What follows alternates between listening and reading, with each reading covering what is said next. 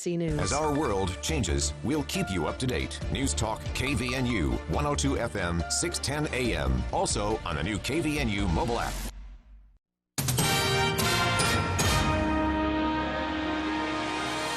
KVNU News Time is 5:05. I'm Bill Walter with this news update brought to you by Logan Extermination. Brian Steed, the head of an environmental policy institute at Utah State University, has been tapped to oversee state efforts to help the Great Salt Lake recover. Governor Cox, House Speaker Brad Wilson, and Senate President J. Stewart Adams picked him to be the Great Salt Lake Commissioner, a position created by the legislature earlier this year. The position has the ability to override state agencies if it means protecting the lake, which has declined dramatically and presents an ecological crisis for northern Utah. In a statement released by his office on Monday, the governor said that Steed has been a trusted advisor for many years, and he appreciates his willingness to re-enter public service at a critical time.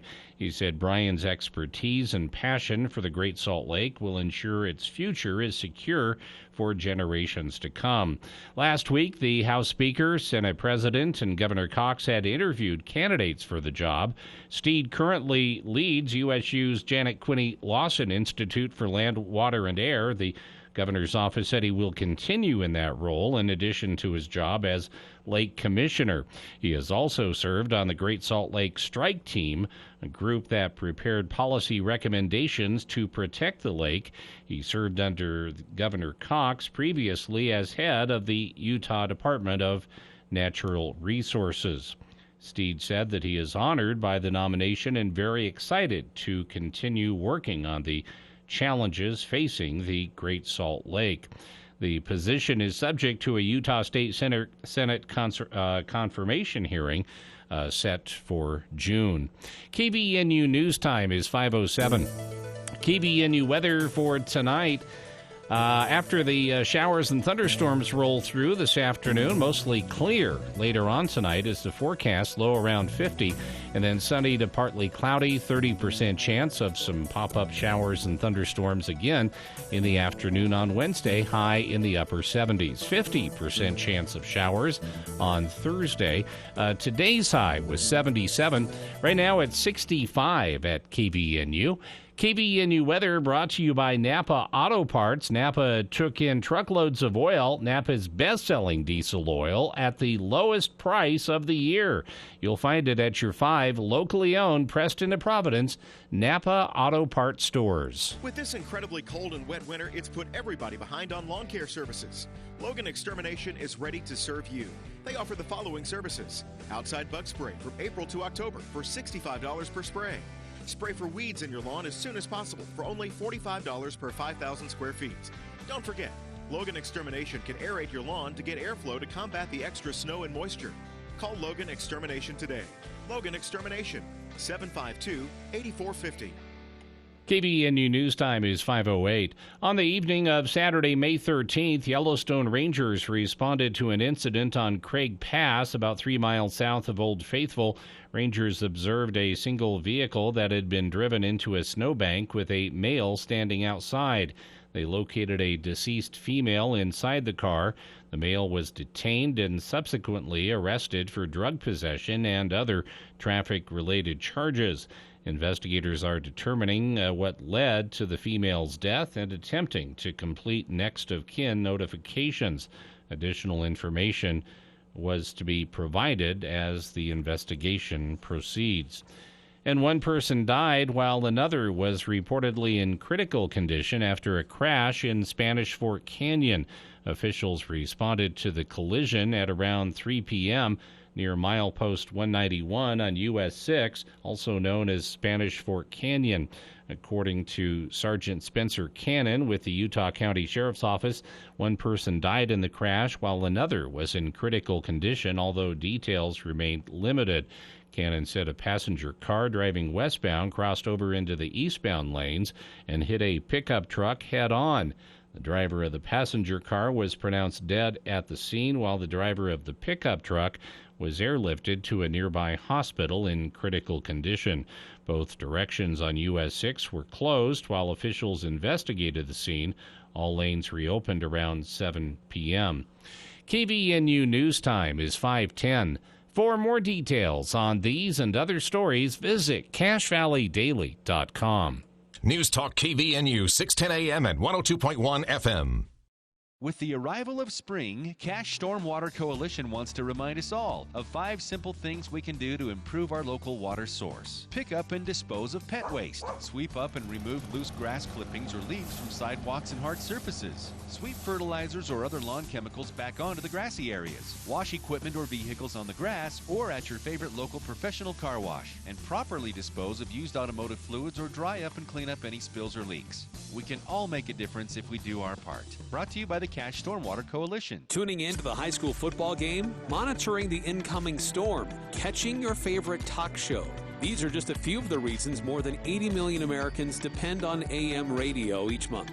And did you know AM radio is the backbone of the emergency alert system, keeping the public safe in dangerous times? No matter what the reason, News Talk KVNU is here to serve you. Text AM to 52886 and tell Congress we need AM radio in cars. Hi, I'm Dr. Anita Chandra with today's tip for kids from the American Academy of Pediatrics. Helmets are important for every bike ride, no matter how short. Did you know helmets are also important to wear when skateboarding, inline skating, or riding a scooter? A helmet can protect against a skull fracture or other facial injuries. Look for a helmet that fits correctly and that's certified for safety. Make sure you and your child wear a helmet every time. For more, visit healthychildren.org or talk with your pediatrician. In the vast ocean, there was room for only one victor. Pull her broadside, men! Brace yourselves! Many would never come back.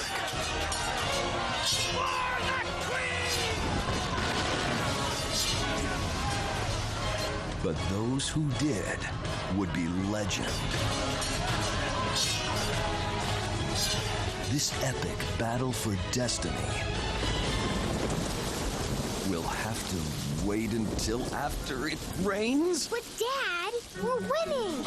I don't want to get wet. Dad, we're at sea. Well, maybe we can storm the kitchen. Children who spend time with their parents are less likely to drop out of school, abuse drugs or alcohol, and are more likely to finish college. So imagine what a little time can do for your family. To the deli! From the Church of Jesus Christ of Latter-day Saints. Feels like Tuesday. Tuesday has no feel.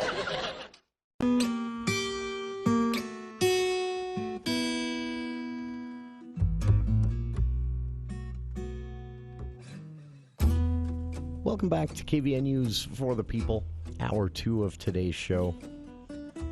It is, a nice day that's turning a bit windy. Still in the 70s, though, temperature-wise. Can't complain. Appreciate everyone being with us today, and really appreciate the time from our next guest, because this was a big announcement yesterday from Utah State University that's going to impact a lot of lives, and also my words, not theirs in the press release, makes good on some, I think, long-owed debt, in a way, that all of us here in this country have, but especially here in Utah. Joining us right now from Utah State University, Executive Vice President and Chief of Operational Officer Robert Wagner. Robert, this announcement yesterday basically was a shout out to the indigenous communities here in Utah to say, hey, come here, go to school, right?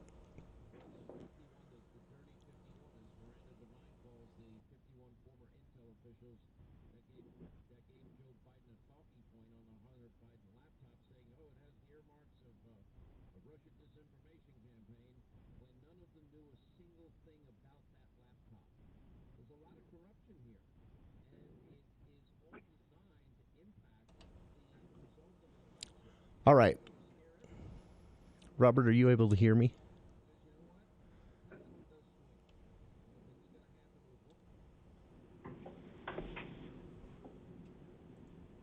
Okay, Robert, are you able to hear me?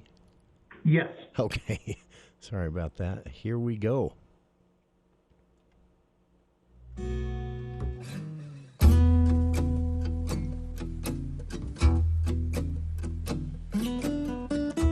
Welcome back to KVNU's For the People.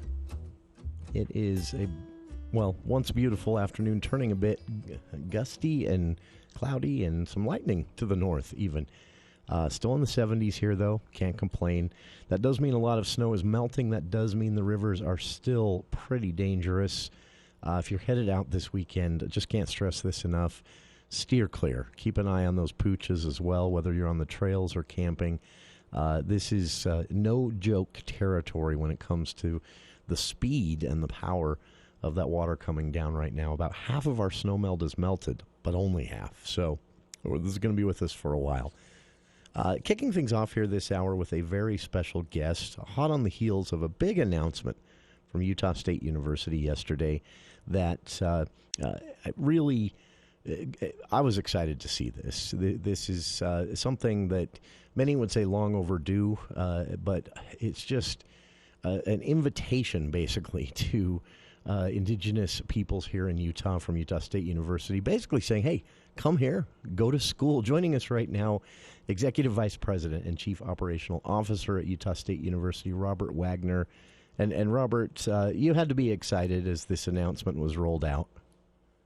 Hello, Jason. Yes, absolutely. We just couldn't be more happy to be able to do this for such an important population and part of our Aggie family here at Utah State. And what does this mean for indigenous peoples in the state that are eyeing up USU? The announcement itself basically saying we'll help you make it happen, right?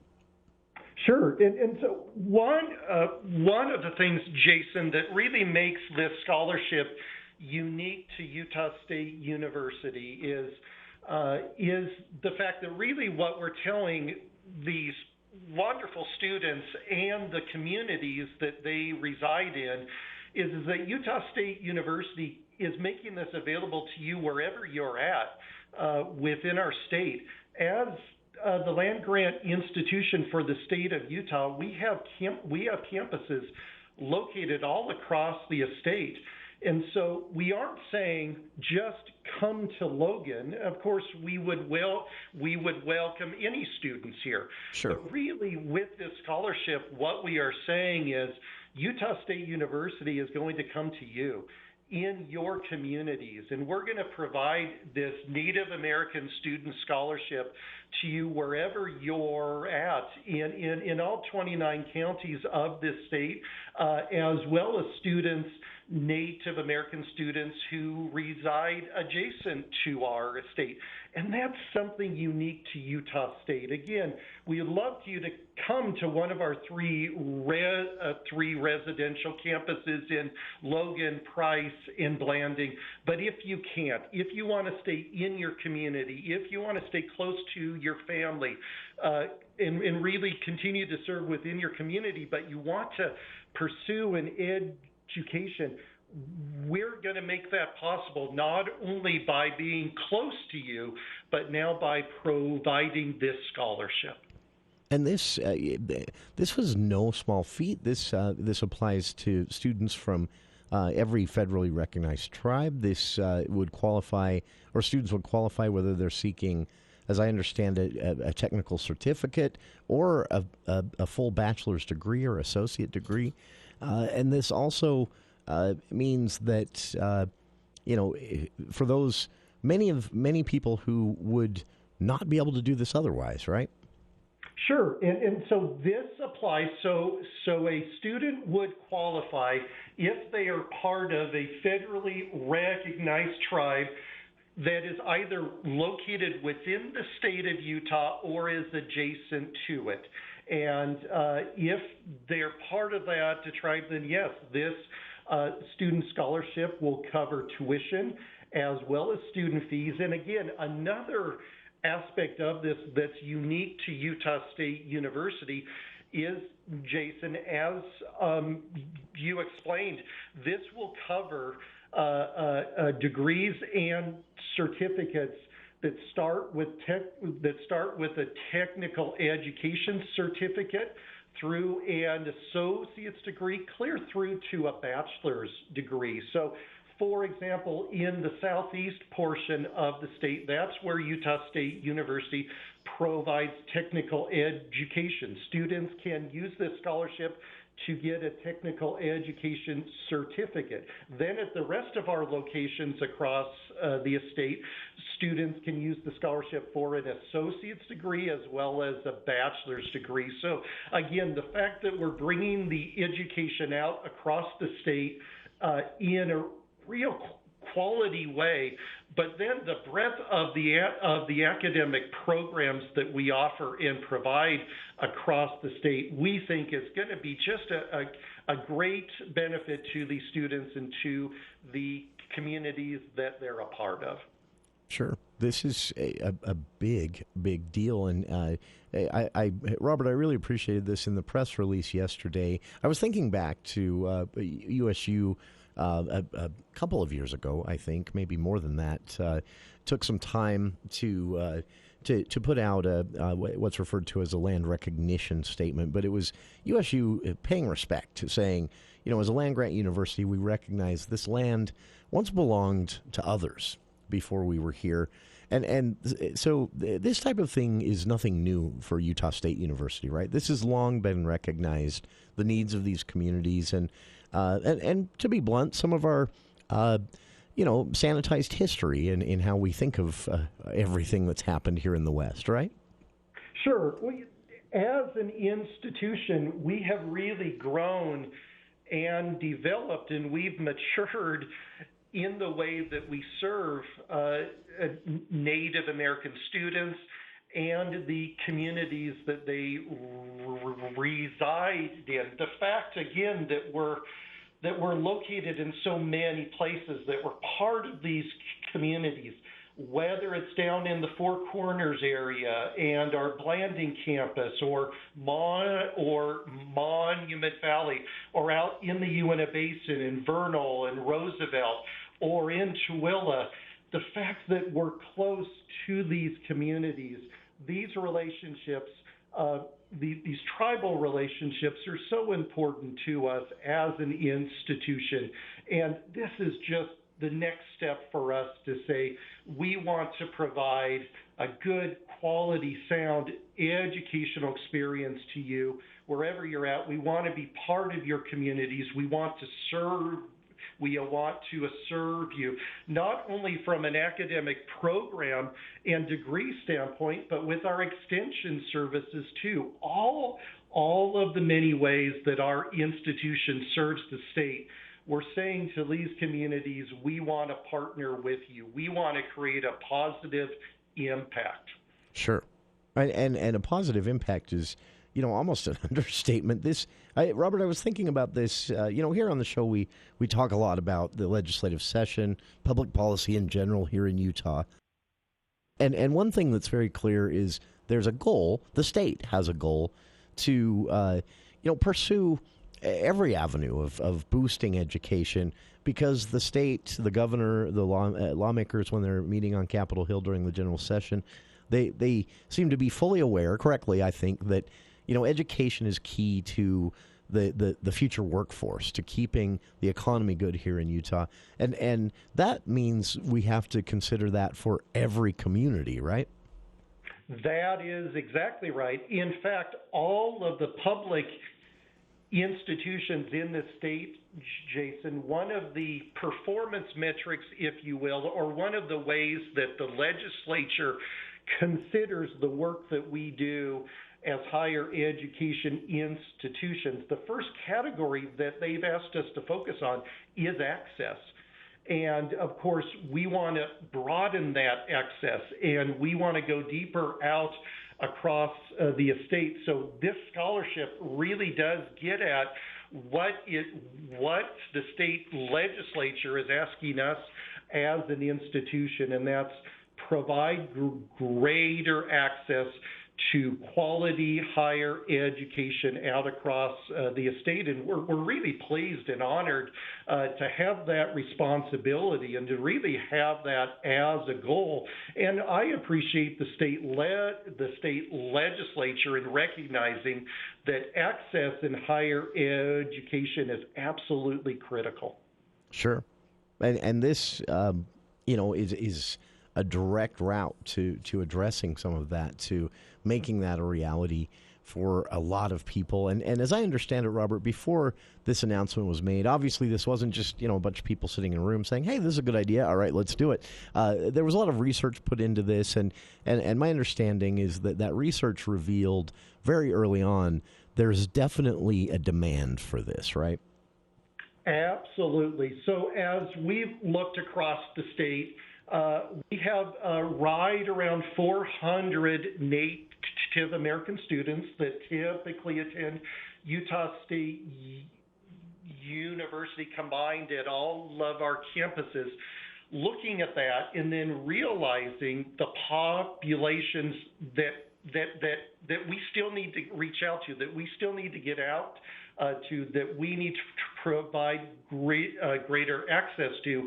As we sat down and thought, we really considered what are the barriers, what might be stopping or prohibiting students in seeking a higher education certificate or a degree. And of course, we understand the tuition and finances, that's a barrier, transportation, housing. And so what can we do as an institution to really go after those barriers and really help students? So the scholarship will help with tuition and fees. The fact that we're offering this at all of our campuses across the state will help with things like transportation and housing if they're just not able to come to one of our residential campuses. And so really looking at the barriers, going after them and saying, how can we help students to get through those barriers and really access higher education? Just amazing stuff, really. And for listeners who want to read more, you can see the full press release on the announcement from yesterday at usu.edu. You can also read USU's land acknowledgement statement that we've referenced here. And for those interested, the instructions, as I understand it, Robert, of course, those listening, reach out to representatives of your respective tribes for more information. But you can also, correct me if I'm wrong, Robert, contact USU directly. Correct. And on that same press release, there is a URL link. We have created a web page specifically for this scholarship with information and how to apply, as well as frequently asked questions. And on that web page, there's a way to chat with a USU representative. You can also call. So by going to that press release that's on our home page, you can access that information. If you're on our home page and just want to go into the search bar and type USU Native American Student Scholarship, that will take you directly to that page also. Very nice. Again, this announcement yesterday, the creation and now public offering of the Native American Student Scholarship, tuition-free scholarship, also seeking to, get people into education at all levels, from technical certificates to associate and full-on bachelor degrees, any and all of the above, and a really, really big deal. This will, of course, be offered at, all 30 locations throughout the state of Utah. As Robert mentioned, Logan, Blanding, Price, and more. So just a huge deal for the Native communities here in Utah, and big news for Utah State University as well. Our guest again has been Robert Wagner. Dr. Wagner is the Executive Vice President and Chief Operational Officer at Utah State University. And Robert, very much appreciate taking some time for us today. Jason, thank you very much. It's been my pleasure. Oh, ours as well. And for listeners, happy to have you here as well. Stick around. We'll be back with more right after this. Back in Logan for one night only. Gary Morris. Gary Morris live at the Danes Concert Hall on the USU campus.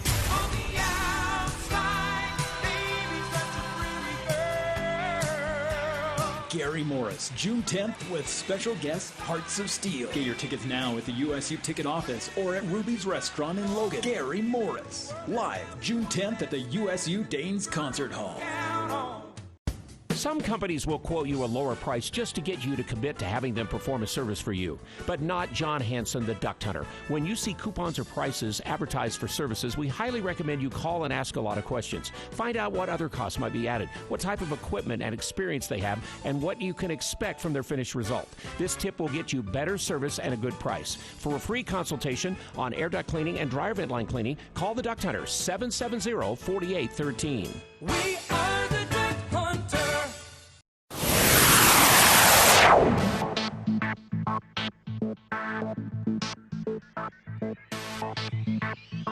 Welcome back to KVN News for the People. Speaking of Utah State University, as we just were, not the only way USU has been in the news this week. A big announcement coming just a bit before the announcement of the tuition-free scholarships for indigenous peoples here in Utah. The Utah State University Native American Scholarship Program launched yesterday. And just ahead of that, there was an announcement from the governor with a USU tie. Governor Spencer Cox has named Brian Steed as the state's new Great Salt Lake commissioner. This was, remember during the legislative session, legislative leaders Stuart Cox, Senate President, and House Speaker, now turned United States Senate candidate Brad Wilson, announced Water Week. Big press conference, all kinds of stuff, and then got mocked for the rest of the session because during Water Week, their colleagues in the House and Senate majority killed every water bill before most of them left committee, and in the end passed nothing. So they were scrambling to save face, considering that, this is a pretty big deal, and they'd made such hay over it, and then to do nothing during a 45-day legislative session. So scrambling to come up with something so that, the laughter would stop. And what they came up with were a handful of things, and all of them good. But one of them was to create one person who would kind of oversee, think czar. We don't like to use that word because it's Russian, but it fits. But they wanted to create one person who would oversee and coordinate various state agency, quasi-government, nonprofit, public, and private business efforts. All of these things are part of this Save the Great Salt Lake project that we've been working on for about a year now, with a lot of progress, but probably not enough. Even the governor admits to that. But they thought what would facilitate things is if they had one person who was kind of the person, and they would call that new position created here by legislation in the legislative session earlier this year, the Great Salt Lake Commissioner. And then the bill tasked the governor with finding someone, and the governor did. Brian Steed, and where USU comes into this, he was formerly with Utah Department of Natural Resources for a long, long time. But for a couple of years now, Steed has served as the executive director of USU's Janet Quinney Lawson Institute for Land, Water, and Air. And he will retain that position. I was confused about this. I actually joked with the governor on social media that I was kind of mad about this appointment because Brian Steed, one of my favorite guests that we've had on the show here over the years since he took that executive director job at Utah State University. And they're doing some amazing work there at the Institute of Land, Water, and Air, work that is better informed lawmakers, made for smarter public policy when it comes to not just the Great Salt Lake, but our rivers, our air quality, land management, and more. And as part of that role, Steed served as co-chair what was created a couple of years ago, the Great Salt Lake Strike Team. This is a cooperative effort that joined USU, University of Utah, and Utah's Department of Natural Resources and the Department of Environmental Quality, all of them together on this strike team to basically figure some things out and provide some options for lawmakers and the governor as ways to go forward to save the Great Salt Lake and also plan for Utah's growth when it comes to our water infrastructure and more. So they presented like up to the minute updated data for analysis during the legislative session. They made policy recommendations to the governor and legislators when it came to restoring the Great Salt Lake specifically, but in a lot of different ways. And Brian kind of spearheaded that whole thing. So he's now going to serve the state as the Great Salt Lake Commissioner and will retain his position as executive director of the Janet Quinney Lawson Institute of Land, Water, and Air at Utah State University. So pretty big deal. And also just kind of furthering that Aggie takeover of state government here in Utah. So, yay. We'll be back with more of For the People right after this. Look at the news with KVNU's Bill Walter.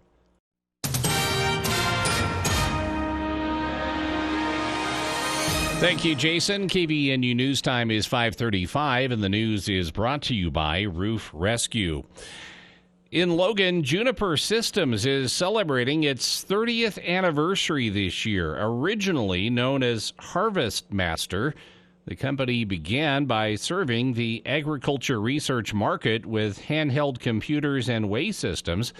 However, it later expanded its mobile computer business into sectors like natural resources, forestry, and geospatial, leading to its rebranding as Juniper Systems. Devon Labrum, the president and CEO, attributed the company's growth and success to its dedicated employees and strong customer partnerships. With headquarters in Cache Valley, Juniper Systems also has locations in the United Kingdom and Austria. Over the past 3 decades, the company has introduced numerous durable field data collectors, some of which have remained in use for over 10 years. With a workforce of over 190 employees, the company has been recognized for its growth, compensation, work-life balance, and employee satisfaction. The Church of Jesus Christ of Latter-day Saints has opened reservations for the public to tour the Helena, Montana temple before it's dedicated. According to a news release from church officials, reservations can be made from Monday, May 15th through Wednesday, May 17th. The groundbreaking ceremony was held on June 26, 2021 for the temple, and it was the second temple in the state. And a man from Santaquin has begun his 3rd annual journey of riding a lawnmower across Utah to raise money for families of hospitalized children. Scott Morgan began his 10-day journey on Monday morning at the Utah-Idaho border. The goal of the event is to raise money for the Ronald McDonald House Charities of the Intermountain area. In a fundraiser he has named Rolling for Ronald. Morgan's route will take him a total of 439 miles down Highway 89 to the Utah-Arizona border. He will be traveling 7 miles per hour and make stops in many Utah cities along the way. Those interested in getting more information or donating to Rolling for Roland may do so online. Just Google Rolling for Ronald. And according to the fundraiser, Morgan helped raise nearly $170,000 in 2022. And 2 years ago, NASA commissioned Utah State University Space Dynamics Laboratory to develop cameras for a mission to advance understanding of the exosphere. Planned for a 2025 launch, the Carruthers Geo-Corona Observatory will include SDL's 2-far ultraviolet or FUV cameras, which will be the primary science instruments for the mission. The exosphere, the outermost layer of the Earth's atmosphere, is about 1.5 million kilometers from Earth. It is the point in space where the gravitational pull of Earth and the Sun is equal and opposite, and that will allow the Carruthers Geo-Corona Observatory to maintain a stable orbit as it conducts its scientific mission. This NASA spacecraft will explore this layer of the atmosphere where Earth meets space. Another of SDL's responsibilities for this mission is to build filter wheels for each camera to enable the cameras to examine frequency bands of FUV light to reveal nuances of the atmosphere's behavior. KVNU News Time is 5:39. This is David from Roof Rescue. This past winter in Cache Valley was the worst in recent memory, reminding us of the sheer power of Mother Nature. Snow, ice dams, and record low temperatures left behind a trail of leaks, broken gutters, and damaged roofs. Let's get those issues inspected and addressed so that when next winter comes around, you can focus your attention on your family, the holidays, and winter activities instead of leaks, drips, and ice dams. Call today for your complimentary inspection at 435-999-4268 or visit us at roofrescueusa.com. Roof Rescue, providing watertight peace of mind. KVNU weather for tonight. A few showers and thunderstorms early this evening, then mostly clear later on tonight, low around 50. And then sunny to partly cloudy and a 30% chance of showers and thunderstorms in the afternoon on Wednesday, high in the upper 70s. Slight chance of showers and storms Wednesday evening. Then on Thursday, a 50% chance of showers and thunderstorms developing in the afternoon. High temperature in the middle 70s. It's been to 77. Right now it's 68 at KVNU. KVNU weather brought to you by Cache Valley Hearing and Audiology, Cache Valley's most trusted name in hearing aid technology. Call Dr. Paul Daines at 753-HEAR or visit cachehearing.com. For more details on these and other stories, visit cachevalleydaily.com. I'm Larry Gelwigs, the getaway guru for Morris, Columbus Travel and Norwegian Cruise Line, with the biggest cruise promotion of the year, including free open bar, free Wi-Fi, free excursions, free specialty dining, and on select cruises, the third and fourth person sail absolutely free. You just pay the taxes. And for the best travel deals on the planet, give us a call at Morris Columbus Travel. Come on and get away, Morris Columbus. Our most vulnerable veterans are isolated at hospitals, and during their greatest time of need, their loved ones can have little or no contact with them. Imagine having to shelter in place forever. Learn how you can help at healvets.org. Help Heal Veterans, with the support of citizens like you, is making things better together. Learn more at healvets.org. This message is furnished by Help Heal Veterans, a not-for-profit organization. Aunque no estás hoy a mi lado, yo sé que tú vas a llegar. Los girasoles nunca dejan de girar. My name is Luis Fonsi. A lot of people don't know enough about Alzheimer's and dementias. We've seen it in movies, we all know somebody, but there's a lot of information that people still don't know. I'm personally still learning so much about it. I would say to those people who have loved ones who are going through it, don't be afraid to ask questions. Don't be afraid to get help. Don't be afraid to put it out in the open, because it will be better for them and for their loved ones. Con la certeza que respiro, te amaré. Resources are available at alz.org and by calling the Alzheimer's Association's 24/7 free hotline at 800-272-3900. Guess which energy source is truly the cleanest for the environment, is affordable, abundant, and is ready right now to do what all the other clean energy sources hope to do someday? It's propane. Yes, propane. To learn more about what propane can do for you, check out The State of Energy right here, Saturday mornings at 6:30. Also, the propane industry is set to grow by $50 billion over the next 5 years. Go to findapropanejob.com.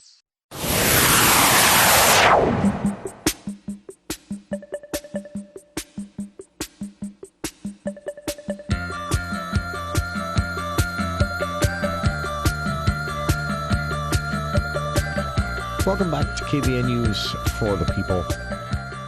I didn't plan this, I swear.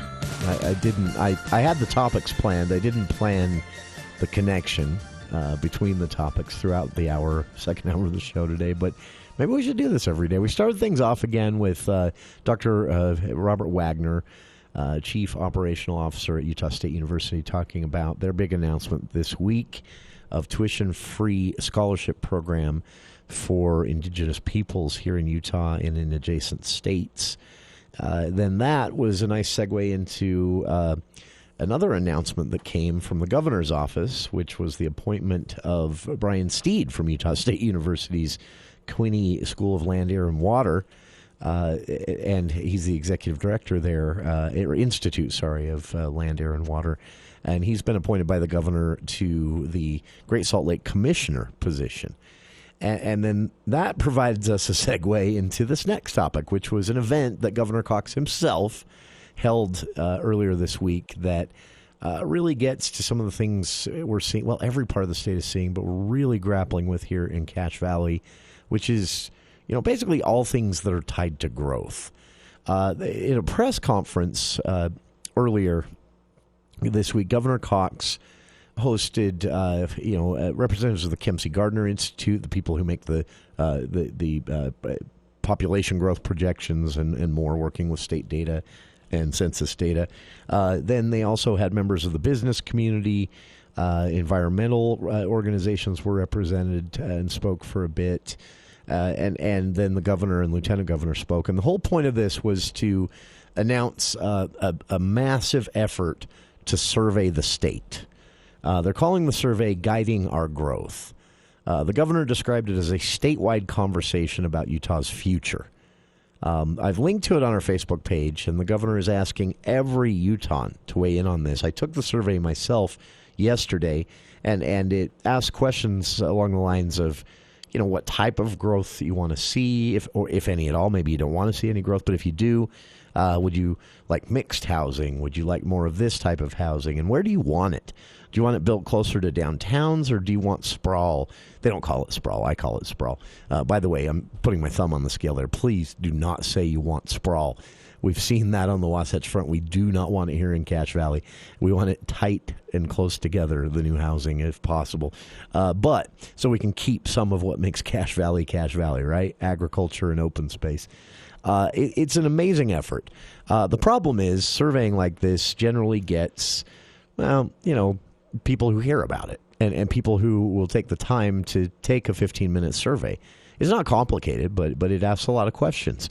The governor said he hopes that media partners, that's us, will play along, and so here's me playing along, and help get word out on this, because the more voices, the better, obviously.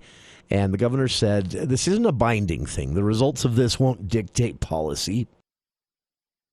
But the plan is to run this survey right up until the start of the next legislative session, and then be able to enter the legislative session as public policy regarding housing and growth and water and air and land and all this stuff. Will be better informed by what the governor hopes will be the most massive undertaking of surveying the population of Utah ever before, so that they can do things not only smartly, that's a given, or it should be. They don't always do that, but that's their technical job to try to do that. But to do it with some backing, some knowledge that the Utahns feel X way about this thing. I think it's going to be really cool. I can't wait to see the results. It's going to be a while. But the Guiding Our Growth survey launched. I've linked to it on our Facebook page. You can take it. Also, a simple Google search of Governor Cox Guiding Our Growth. You'll find the survey and all the news stories that went along with it as the press conference happened. But the governor's people were nice enough to get me some of the audio from this. It happened outside, so it wasn't something that was easy to record, but they had access to the mics at the podium there. And so they sent along some audio. And here's just a bit of the discussion of the survey, but also why this is happening. Why survey or attempt to survey the entire state? Some of the most revealing, I think, and remarks not only about the survey and the need to do it, but also the challenges we're facing and how complicated all this is, and the ramifications if we get it wrong for in a lot of different ways, were the comments of Mallory Bateman. She's the lead demographer at the University of Utah's Kempsey Gardner Policy Institute. Again, the people who have been making and adjusting as census data comes in each year, the population growth projections showing here in Cache Valley, for example, population set to increase by 68% in the next 25 to 35 years. That's huge. And Mallory spoke to that during her time at the press conference. We create the official long-term planning projections for the state, which consider economic and demographic changes for the next 40 years. In that work, we continue to see growth statewide, although the intensity and location of that growth varies. Our work anticipates the most new residents to be added to existing population areas: Salt Lake, Davis, Beaver, Washington, and Ashe counties. The fastest growth is anticipated to continue in areas that have recently experienced high rates of growth, including Wasatch, Juab, and Iron counties. Moderate growth is anticipated for other counties throughout northern Utah, with some areas in southeastern and central Utah experiencing more limited change or even decline. This work is developed using several data inputs, including changing trends in births, deaths, and the economy. In addition to overall population change, these variables provide insights into our demographic characteristics. We anticipate the population will continue to age, our households will be smaller, and will continue to become more racially and ethnically diverse. As I mentioned, we've recently seen more people moving into the state, driving our growth, and we anticipate that trend to become the norm in the 2040s. With these insights comes the opportunity to think about the future of Utah. And since 1967, the University of Utah and/or the Governor's Office of Planning and Budget has created these population projections to think about the future and to help chart a path forward. We're excited that the Gardner Institute long-term planning projections are part of this conversation to help Utahns guide our growth into the future. That was, again, Mallory Bateman explaining the Kempsey Gardner Institute role in all of this, why it's important to her and to the Institute, and what it could mean getting a full-fledged surveying of Utahns on housing, on how cities should be laid out. Now, again, none of this is going to be binding, but public opinion on this could really better inform public policy debates that are coming in the very next legislative session. I mean, they're already here. We did a bit of it in this last one, but they're already here. So, and so far, the legislature has responded to all of this by just taking decision-making power away from cities and counties, and hopefully that's something reflected in this Guiding Our Growth survey as well, that people want the local decisions to remain a thing. Steve Starks, CEO of the Larry H. Miller Company, also spoke at the event. He talked about what Guiding Our Growth surveying through the next several months and getting as close to possible actual pulse of the Utah populace when it comes to growth and housing and more, hoping that every Utahn, the governor said, takes this survey before the end of the year. Starks said, for the business community, this is a huge deal because if we get things wrong, people leave, and there goes the workforce. You can't sit here this morning and not look to the west and realize that we're all the beneficiary of people that went before us, that planned, that had foresight, and made hard decisions so that we could enjoy the greatest state in the country. And I applaud Governor Cox's proactive leadership in doing the same thing today that will guide us for decades to come. As I mentioned, I'm a Utahn. I'm a fifth-generation Utahn. I love this place. We raise our family here. We choose to do business here. And we're at the forefront of saying that it is the greatest state in the union. As has been mentioned, it's also the fastest-growing state. The population, as we've heard today, will grow from 3.3 million to 5.5 million by 2060. And how we grow matters to all of us. From a business perspective, we need to be mindful of affordable housing. We need to be mindful of where people can come and relocate when we recruit, where they can raise families and have housing affordability. We're mindful of infrastructure, transportation, getting goods and services around the Wasatch Front and throughout rural Utah. Businesses need to be mindful of green space, hiking trails. The things that make Utah the greatest state in the country also are the things that we have to preserve to ensure that they're here for decades to come. And that doesn't just happen. We can be acted upon or we can choose to act. And this survey is going to provide data that will inform decision-making for our leaders and lawmakers. That's critically important so that we're not acted upon, but that we can act in a proactive manner and ensure that, again, for decades, we have opportunities to enjoy the quality of life that we have today. That was, again, Steve Stark, CEO of the Larry H. Miller Group, speaking from a business perspective on this Guide Our Growth survey, which, again, you can take. Simple search for Governor Cox Guide Our Growth is the easiest way to find it. I've posted links on our Facebook page as well. Guiding Our Growth, the surveying, is an attempt to get the pulse of Utah, the governor said. And back to the idea of They have a website, by the way, I should mention that as well, guidingourgrowth.utah.gov. That's a direct link to the survey itself and an explanation of why they're doing this. And again, that is guidingourgrowth.utah.gov. Final speaker at the event addressed some of the questions I had as I read about this. I didn't get to watch it play out live. It happened outside somewhere in Salt Lake on Monday. But wrapping things up after the governor, Lieutenant Governor Steve Starks, and Mallory from the University of Utah's Kempsey Gardner Institute all spoke, Laura Hansen, State Planning Coordinator with the Governor's Office of Planning and Budget, formerly known as the Governor's Office of Economic Development, she wrapped things up. And she addressed this specifically without being asked. She said, the goal of this statewide surveying by the governor's office is to not only better inform lawmakers of where Utahns are at, but the goal is not to replace local planning. The goal is to better inform lawmakers so that they can maybe respect more local planning. But also, they're hoping the Guiding Our Growth survey will make for smarter local planning, too. All ships, right? Together. This has been a true team effort.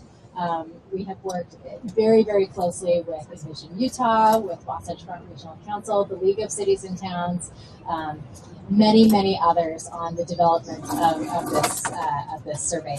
So the survey itself is now live. You can go to guidingourgrowth.utah.gov and you can access it there. You can also scan the QR code that you see here on the screen. The survey will be open until August 31st, at which time we'll close that and we'll start our phase 3 of the project. Just a little bit about what you'll see when you log in. So the survey is designed to meet people where they are in Utah. So as Mallory said, the growth in Utah is not evenly distributed across all of the different parts of the state, right?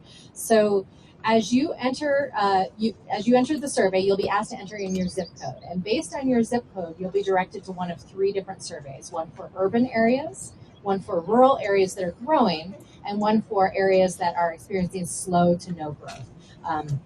That way, if you happen to live in Wayne County, we're not talking about skyscrapers and public transit. You're getting feedback or questions that are more tailored to your community. Hansen said the reason for this, again, is to respect local communities and local decisions that are germane to them and not for the state to take over. Which, to me, subtext of all this seemed like the governor's office and all of these respected data analysts and more speaking at this event to be sort of a warning shot to the legislature. Hey, you took a lot of power from cities and counties last session. Maybe we don't do that this go-round. And the Guiding Our Growth survey is an attempt to better inform the process while respecting those local decisions, Hansen said. If you want to watch the whole thing, you can find it on the governor's YouTube page. It was about 30 minutes long entirely. But again, to take the survey, it's simple. guidingourgrowth.utah.gov. Please don't let Cache Valley not be represented in this surveying. And you have until the end of the summer to get it done. We'll be back with more of For the People right after this. My hearing started to go right around the same time my wife started naming off all the upgrades she wanted done on the house. I figured it was selective hearing. To be honest, I was actually pretty upset when it was suggested that I might need hearing aids, but ultimately I knew it was time for a change. At Cache Valley Hearing and Audiology, we can help you regain the confidence that you're hearing life the way it was meant to be heard. Bring back what you've been missing. Bring back Cache Valley Hearing and Audiology. Visit CacheHearing.com for details. Do you know a champion in our community? Nominate them for the KVNU Above and Beyond Salute. Every Friday morning at 8:30, we'll spotlight a firefighter, law enforcement officer, healthcare worker, or other deserving individual and give them a $40 gift card to Firehouse Subs. Submit your nominations for the Above and Beyond Salute by visiting kvnutalk.com. Help us recognize the champions in our communities. The Above and Beyond Salute, sponsored by Firehouse Subs on News Talk KVNU, the voice of Northern Utah. Goodwill. Donate stuff, create jobs. Find your nearest donation center at goodwill.org.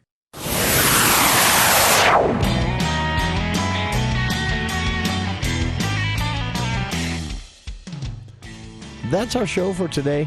Appreciate all of you tuning in. Hope you'll be with us tomorrow. We welcome to the studio Cache County Executive David Zook. for our monthly County Hour.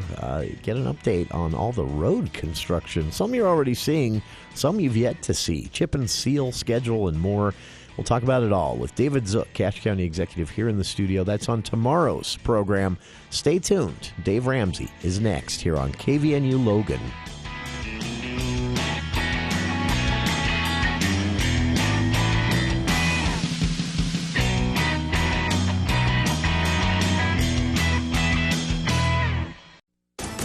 News Talk KVNU, Logan, 610 AM and 102.1 FM. The power of